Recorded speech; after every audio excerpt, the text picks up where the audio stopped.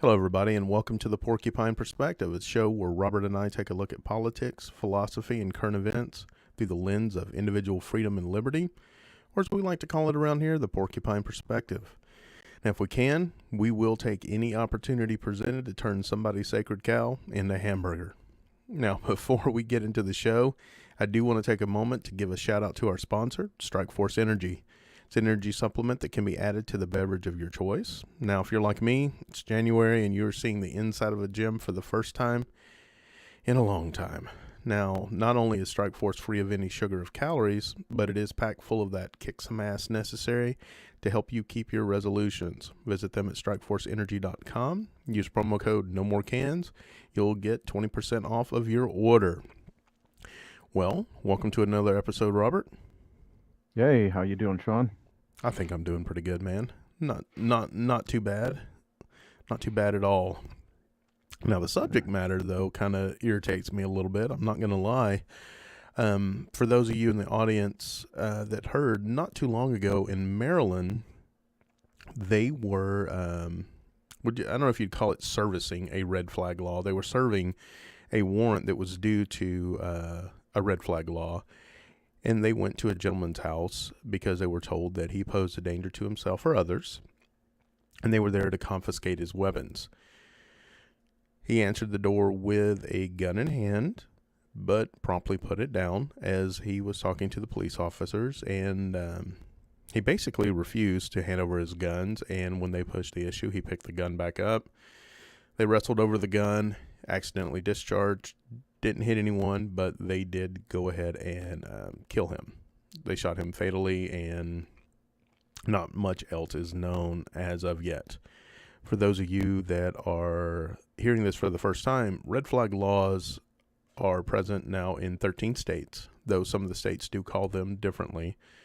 But it allows your friends, family, loved ones, maybe even your boss, to provide evidence and approach a judge so that they can remove your guns from your house. There is no due process. Basically, your guns are removed, and you have to prove yourself fit to own those and no longer a threat to anyone. Kind of a scary thought, don't you think, Robert? Yeah, it's absolutely ridiculous because, at that point, the Constitution is suspended. You've got a one-side story going to authorities, and you have no chance to represent yourself. This particular warrant, if you will, is served forthwith, with the judge's approval, and it's authorities coming up to a judge saying, "Hey, this guy's a problem because this person said this, this, and that," which, if they're making the claim, they're going to make, these people are going to make it sound as convincing as possible. So the judge is going to go ahead and, grant this for the simple fact they don't want to be on the wrong side of a situation that could perceivably happen. Minority Report. And so, yeah. So, it ends up that they show up. They can take your weapons, and in some states there's mandatory mental health treatment. Now, the issue with that is okay, what are they treating? Well, all they got to do is hit you upside the head, a dozen times with the DSMR, and something will shake out. Then they'll have something they can go ahead and keep you with. What's a DMSR? Sorry to cut you off there. The DSMR is the reference manual of, and I'm not a psychologist, but it's what I understand. It's a reference manual for the accepted disorders. And okay, descriptions gotcha. of them. Almost like a WebMD kind of type manual. We'll find something that applies in this book for whatever ails you, sir. Yeah, unfortunately, yeah, that's something one can fear. Yeah. God, that's terrible. And I can only imagine the repercussions you would suffer. I mean, just think of what would happen like in your job. Your boss finds out, hey, you got to take it in for mental health checkup. Say your security guard, say you're in a sensitive position. Even if you get released, I can't imagine them letting you back. Well, the idea behind this is the potential for violent tendencies. That's what this is done for. And for someone to find out that you were accepted for that or committed or whatever, however they do it, um, that this was a thing, and then they went ahead and took your weapons. Well, your normal person's going to be convinced, oh, this guy has a whack job. We can't have him operating within our facility. Yeah, no doubt. And just like you said before, you were mentioning the judge. They're not going to take a chance that you are okay or that you are not okay. They are going to sign the order because, what would happen to them if they go, no, you don't have enough evidence, and then the very next day you actually do something terrible. They're never going to hear the end of it. And the same thing with a future employer. If they see this in your background that you were admitted or recommended for treatment, granted, I know that this should be confidential. I don't know if it would be in every state. I would like to believe it is because it's medical, but man, I just don't trust the government handling this kind of information. Yeah, it's not a good deal at all. And it just seems like it would be ineffective. At the same token, okay, you come and you take my guns. You find out, or I'm able to convince you that I am not a harm to anyone else. Which, if I'm truly a sociopath, it'll be you may not be able to determine that, depending on who's issuing the test. And I just go to my neighborhood black market and get another gun. I mean, you have not stopped me from doing anything. You've made it harder. You've added another hurdle, but you're not preventing an actual crime from taking place. Yeah, and that's why I threw the interjection of the Minority Report, because the danger of it is it's based on the potential of what you could do. God, yeah. And can you imagine if we ran society like that? You'd walk out your house and it, good grief, just somebody doesn't like your appearance. I mean, it just because maybe you happen to be 6'7", 250, 250. So, oh well, that guy could do this, and he seems a little angry. I haven't had my coffee yet. That's why. Leave me alone. Yeah. But yeah, Man. well, and we see this in I guess I've seen it in the private side of life where you have malls or certain clubs that say, hey, you can't wear something that's colored red or something from this particular team because of the potential for inciting violence. Because maybe it's gang related or whatever. And I get that from a private standpoint, but anytime the government's involved and they are able to revoke a right, yeah, that we're getting into dangerous territory. Now, I think right before we got on air, you'd mentioned that you'd read somewhere that there was something else going on as well. Yeah, there's a related story to this, and I can go through that. After some acts of civil disobedience in Boston and elsewhere, Massachusetts Governor Gage um, had found out that disgruntled citizens were stockpiling arms in a warehouse in Boston. Uh, these uh, these these citizen militia groups that were found out to be had cited years of increased taxation and harassment as their problems with the government. Uh, Governor Gage declared these groups as domestic terrorists based on the potential of what they could do, given that they had these arms, and charged Federal Agent Phipps with conducting an operation to go ahead and seize this warehouse and retrieve the arms. Uh, Agent Phipps had Captain Madison break into the warehouse and uh, pursue the retrieval, which resulted in a small skirmish. The seizure was observed and reported back to the militia groups, and in response, these groups showed up en masse and armed at the state capitol. God, that's terrifying. That almost sounds like what's going on in Paris with the Yellow Jacket guys. Yeah, it's definitely a frightening thought. But just so everybody, doesn't go run into Google and see what happened. That was related, but it's not by any means current news. You're about 200 years too late. over 200 years too late. Uh, basic, yeah, basically, it's a modernized story of the 1774 beginning of the powder alarms, and this these events were the precursor to the first battles in the American Revolutionary War. In short, just for a brief history lesson, and um, mine's very summarized. And if I miss anything, I'm sure somebody like Tom Woods could correct me very easily. I imagine so. In short, the acts of civil disobedience, were things like the Boston Tea Party, among others, some destruction of property. Um, the arms weren't being stockpiled in this situation, but powder was, as in gunpowder, and it was legal, and it wasn't out of the ordinary. These things existed. Uh, the disgruntlement that the citizenry had was with uh, the overtaxation, uh, the Boston Massacre, uh, events known or things put forth such as the Intolerable Acts, along with others.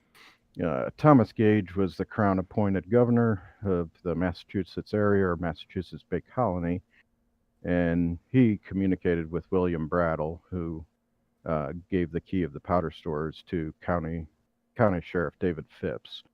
Um, after which he charged Lieutenant Colonel George Madison to take military ships down the Mystic River to seize the powder stores.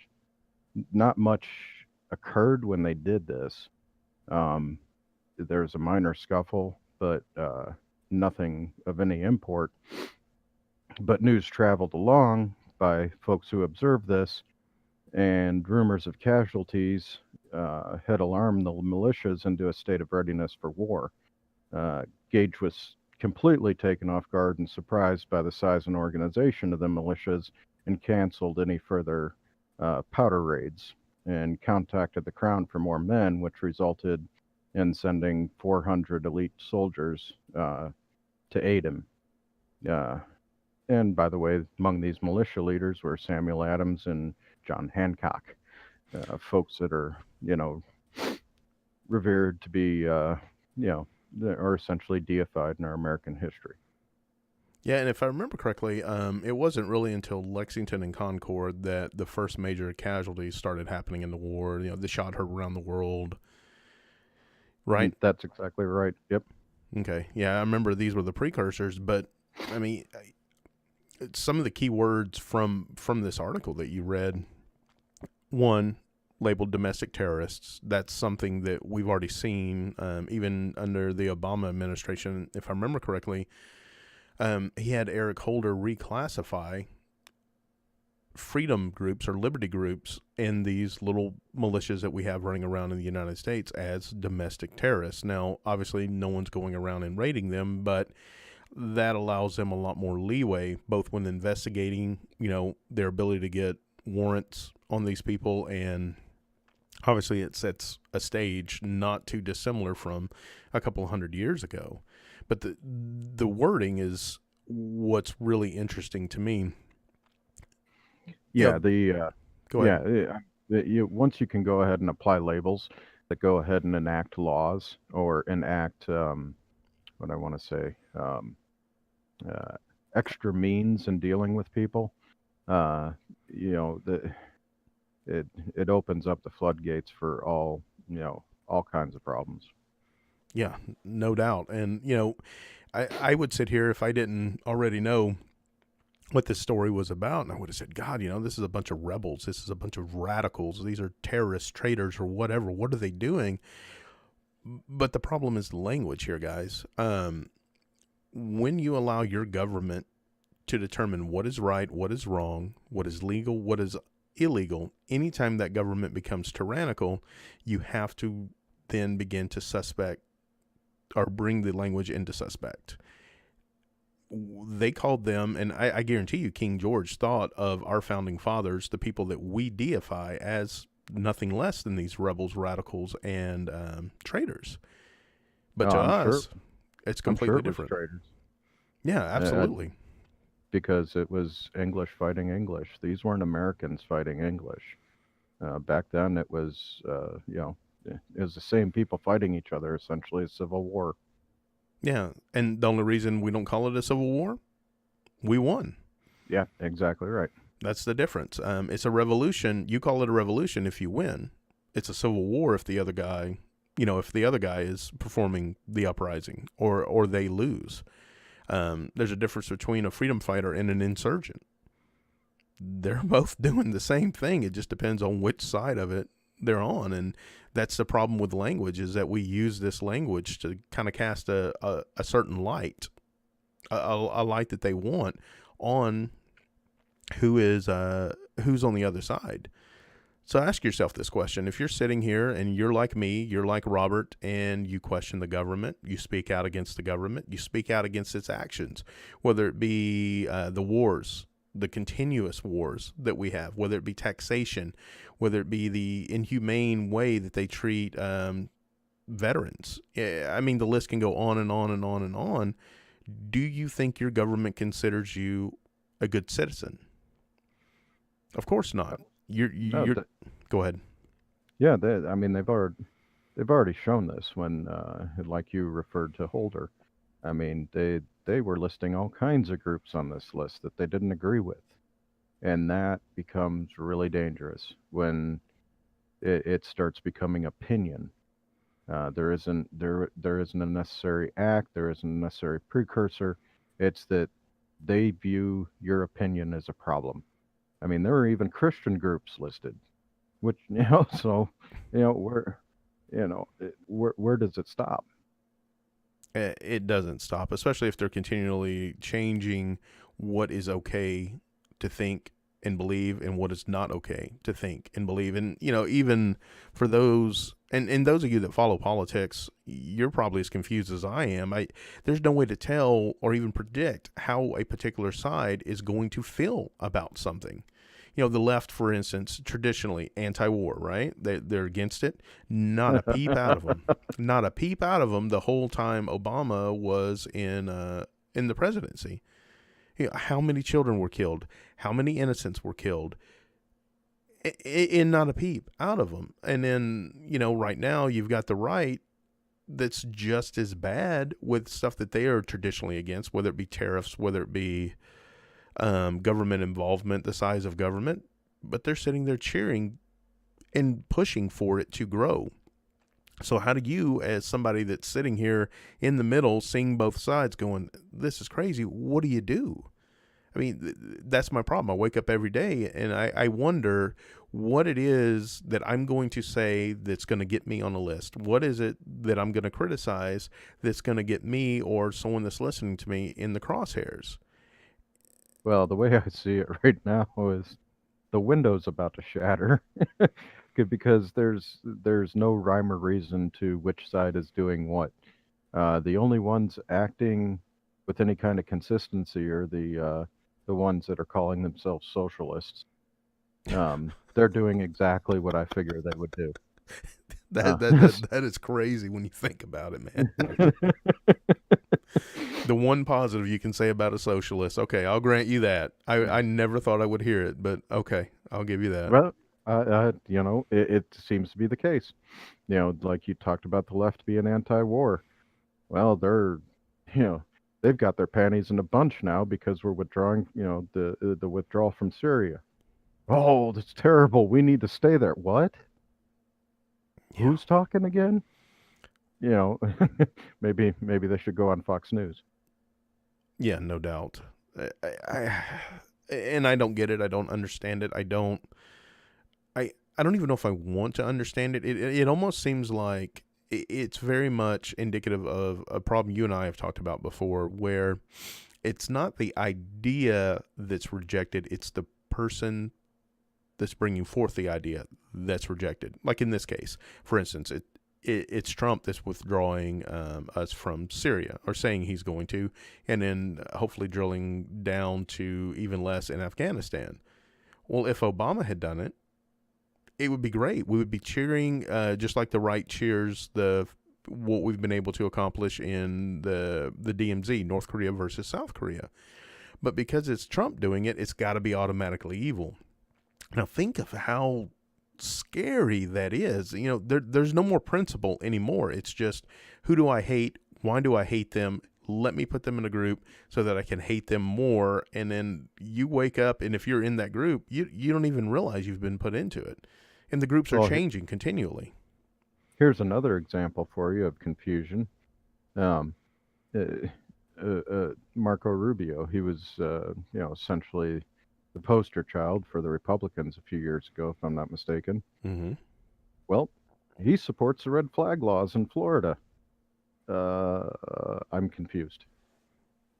I'm not. He Uh, wants to get elected, and elections are more important than principles. And yeah, I get that, but I'm just, I'm throwing out there. This. I don't think it's ever been this confused as far as people and what they're standing for. It's like I said, the window's shattering. It's at least cracking. are you talking about the Overton window? Yep. Okay, just want to make sure. I figured that was a reference. Well, yeah, it's getting pulled in so many different directions right now that there's no hope, and I really wonder what the next couple of years leading up into the next election are gonna really lead to. Who's gonna stand where, what's gonna change, what's gonna be popular at that time. I don't know if I want to know, to be honest with you. Well, I mean, uh, through reading the book The Fourth Turning, I know you hadn't got a chance to read that yet. Um, yeah, the they show that through various different things, they show that these major changes and events occur over time, and it's through a series of four turnings. And if I remember correctly, essentially at the end of the fourth turning, there's a major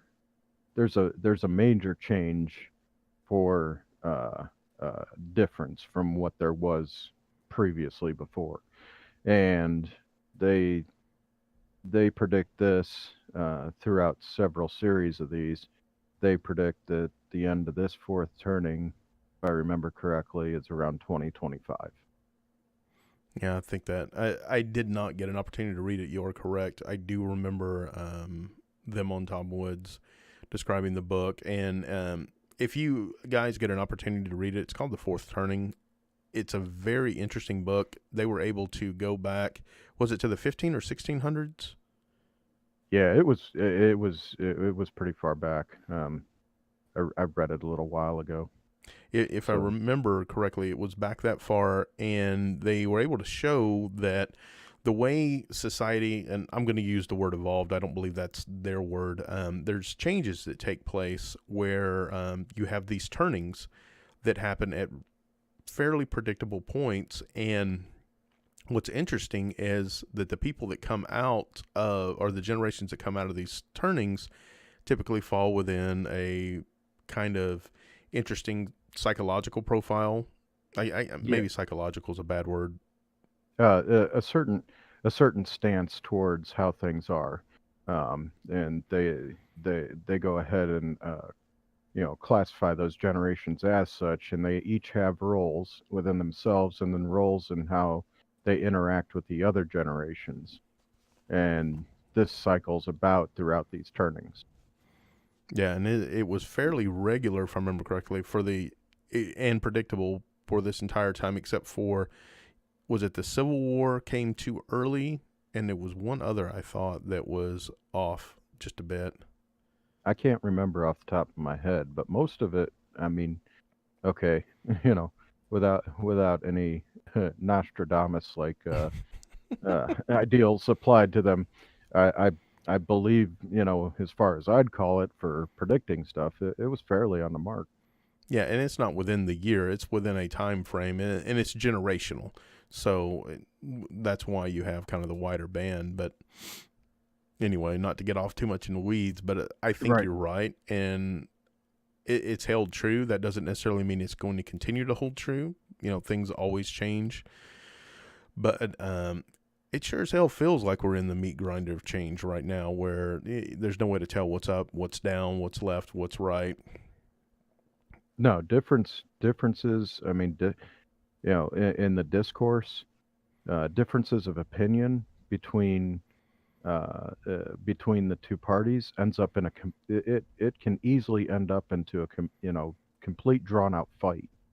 I mean, the anger, it's palpable when you go to challenge somebody's sacred cow, like you had said earlier.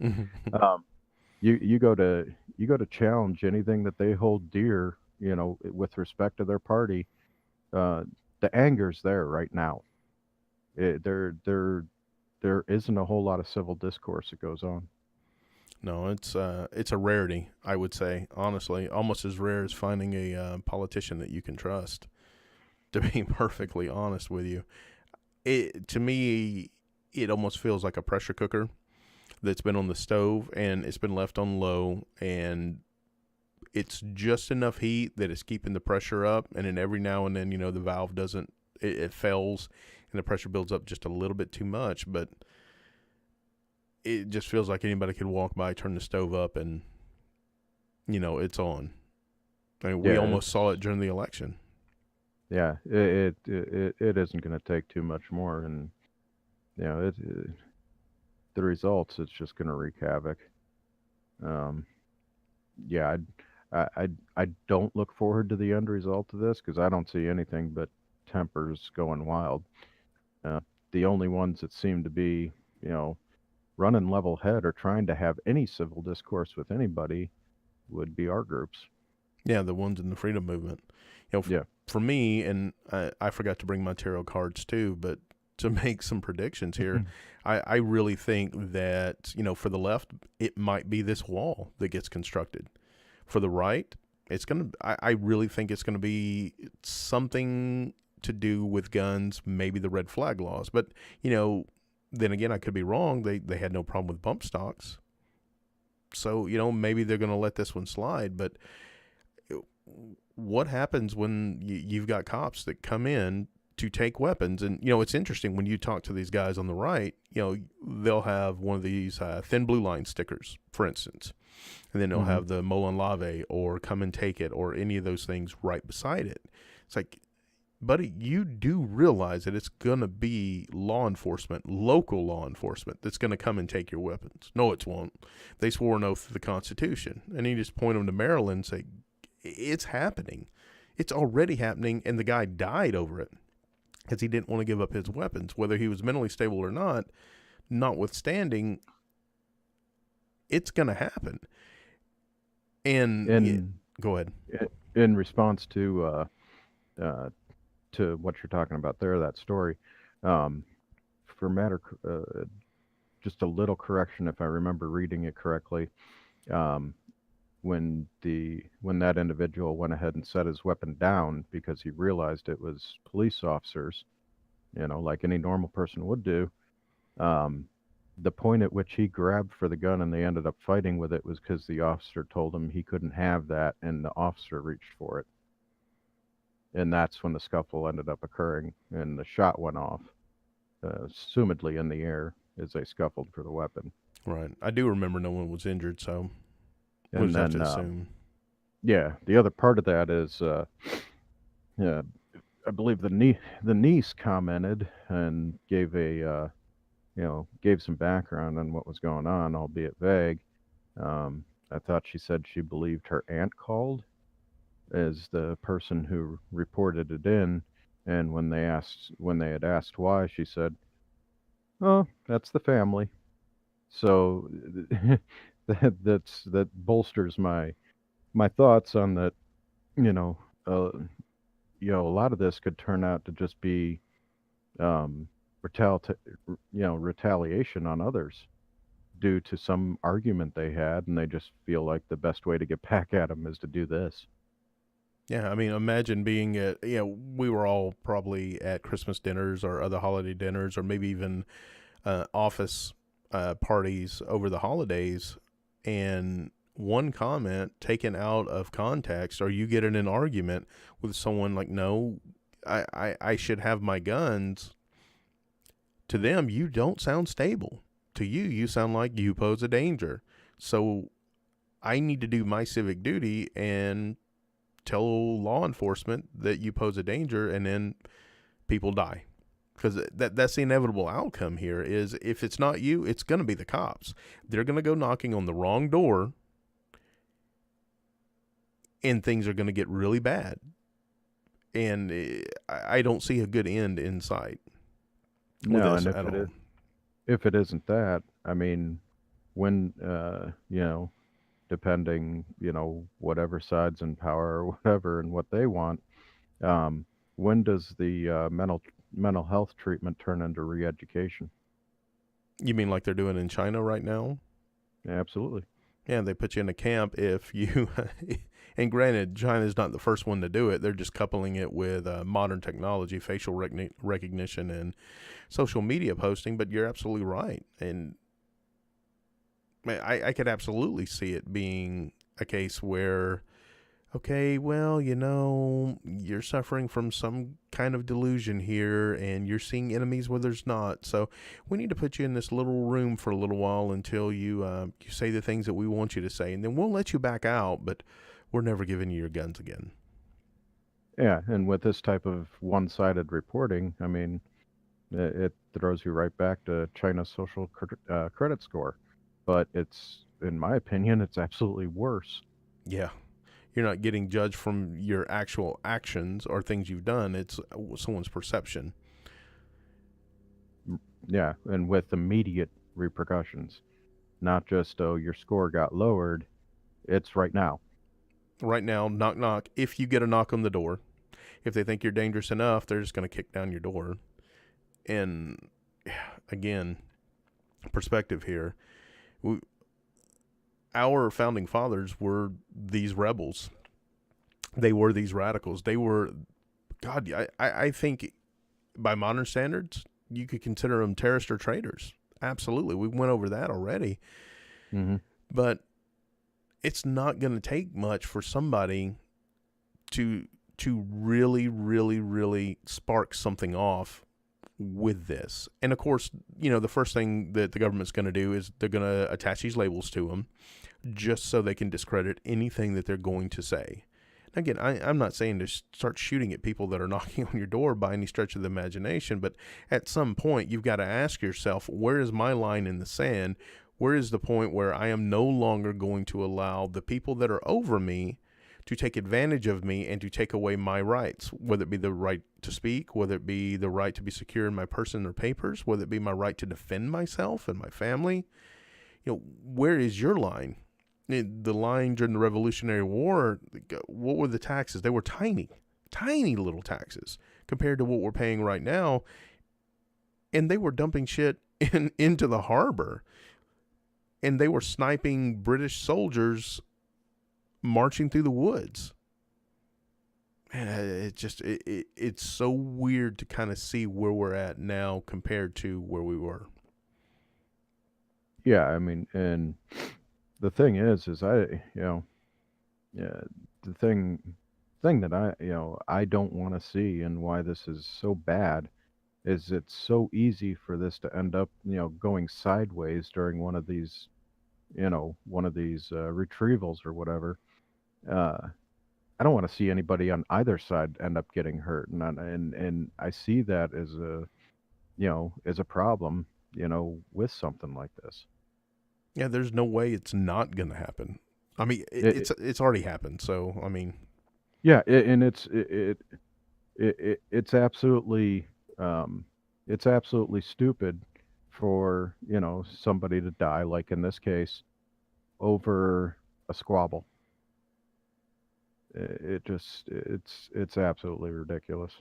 yeah, it's a tragic waste of life in either case. And I can't reiterate this enough. I'm not saying go out and shoot your local law enforcement by any stretch of the imagination, but if it bothers me this bad, and I think I've got a fairly calm and collected head, there are a lot of people out there that are a lot angrier than I am, and not only possess the ability, but possess the training to affect a lot of carnage. And, at some point we've got to hold law enforcement accountable, I guess. To me, they've sworn an oath to the Constitution. This is in direct violation. They've got to say, I'm not going to do this. I am not going to involve myself in this crossfire. I am not going to be in this group of redcoats that are marching to go seize powder. And where does the line get drawn between somebody who happens to own weapons and they're passionate about what they believe in? When does the line get drawn between passion and potential danger? And fury. Yeah. Who gets to judge that? I mean, there's plenty of people that are passionate about stuff, and that's good. It's good for people to believe in stuff, and they may get a little passionate, but for somebody to, just because they happen to own firearms, for somebody else to, oh, well, they're way too worked up about this, and they've got those, so this is going to be a problem. Yeah, they pose a danger, which is why we brought up the red flag laws. Whether you're pissed off about the wall, whichever side of the wall you can quite literally fall on, whether there should be or should not be. The perception is, especially from those that are not part of the gun culture, that you already pose a danger. So let's figure out any way that we can take these away from you and bring some common sense gun legislation, starting with the removal of yours. Yeah, exactly. I mean, and most of these, most folks that have them, they have them for protecting their own family and for when they're out in public and at different places that don't happen to be gun-free zones, or, as I like to look at them as, oh, hey, right here, attack here, type zones. Um, you know, it, basically, folks are looking to defend other folks. To see something going on, yeah, you hate to have to, pull it out from your hip, but you see something where, there's violence occurring. Yeah, it's, if you have that ability, you need to step in and stop it. Yeah, as long as, like for me, the only caveat I would put with my little children, if I've got my little children, I'm probably not going to step in because that's going to put them in the line of danger, and I owe to them first. Now if I'm just out there on my own, that's a completely different subject. But for me, I'm going to do everything I can to get my kids away from danger. Then maybe there would be a response. But if I've got them with me and someone's harming someone else, I'm going to do everything I can to get them away because that's the safest course. But that's just me.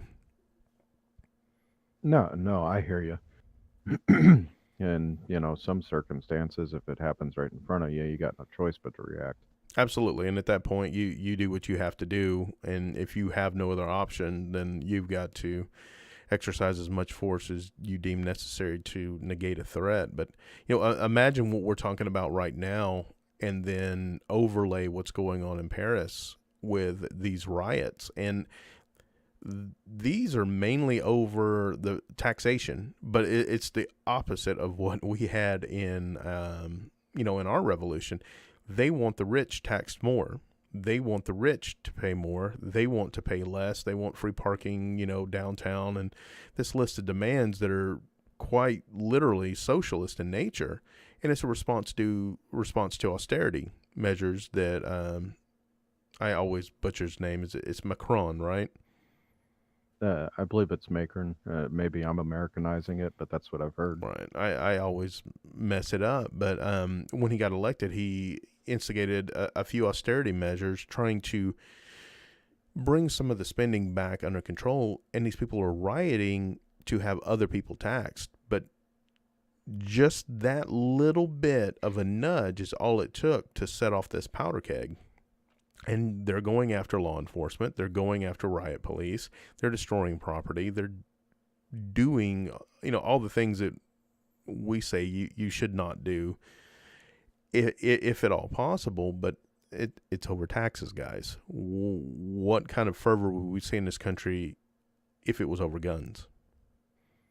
Well, and I mean, I'd I'd probably add in that some of that's been set off by the if you will, forced immigration that occurred and has turned a lot of areas around there into No-go zones. into shitholes. I mean, it's just it's awful. Yeah, And you go ahead. no, I was going to say you're absolutely right. That is definitely some of the other pressure that's been added. It was taxes that kind of set it off, and now they can't contain the explosion. If I remember correctly, this has been going on for a couple months now, every weekend. Yeah. Over taxes. Again, what would happen in this country if you had a bunch of people that own weapons that were severely pissed off about gun confiscation? Let's say that was happening. It would be a hell of a lot bloodier than it is in Kansas. Listen to me, in Paris. It would be bloody in Kansas too, where I'm at, I should say. But God, I can't imagine, the fervor it would be in the United States. Mm-hmm. Not that matters, but anyway. Yeah. Was there anything else you were wanting to add to this? Oh, let's see. Yeah, not off the top of my head here.